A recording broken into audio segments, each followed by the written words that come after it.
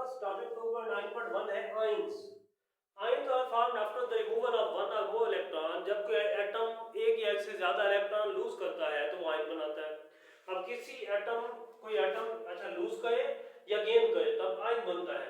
अगर कोई atom electron lose करता है, इलेक्ट्रॉन लूज करने के बाद ये पॉजिटिव चार्ज वाला आयन बनाता है जिसको हम कैटायन कहते हैं।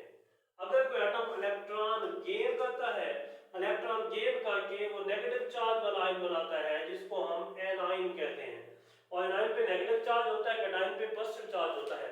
फॉर एग्जांपल अगर हम कैटायन की बात करते हैं तो हमारे पास सोडियम एक एलिमेंट है जिसका एटॉमिक नंबर 11 है, 1s2 2s2 2p6 3s1, क्योंकि सोडियम के अंदर 11 इलेक्ट्रॉन है। अब अगर सोडियम की s वाला एक इलेक्ट्रॉन रिमूव कर देता है तो इसके इलेक्ट्रॉनिक कॉन्फ़िगरेशन हो जाती है 1s2 2s2 2p6। अब 3s1 वाला इलेक्ट्रॉन चला गया तो ये आपके पास सोडियम 1+ वाला आयन बन गया। यानी अब सोडियम जो है इसने एक इलेक्ट्रॉन लूज कर दिया। इसका मतलब क्या हुआ कि ये सोडियम आयन बन गया after the removal of electron. और इलेक्ट्रॉन रिमूव करने के बाद स्टेबल भी हो जाते हैं बिकॉज़ के अब इनके पास noble gas electronic configuration achieve हो गई है जो कि एलिमेंट आपके पास नियॉन है। उसके बाद अगर हम बात करते हैं क्लोरीन की, क्लोरीन ये आपके पास किसकी एग्जांपल है, कैटायन की, कैटायन।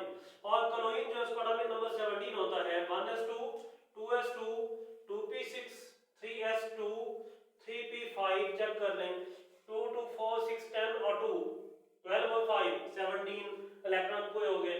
अब ये क्लोरीन क्या करता है, क्योंकि इसका 5 इलेक्ट्रॉन या 7 इलेक्ट्रॉन किसी और को देना मुश्किल है तो एक इलेक्ट्रॉन गेन कर लेता है।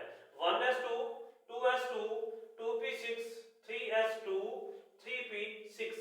अब क्लोरीन जो है वो क्लोराइड आयन बन गया है क्योंकि उसने एक इलेक्ट्रॉन गेन कर लिया है।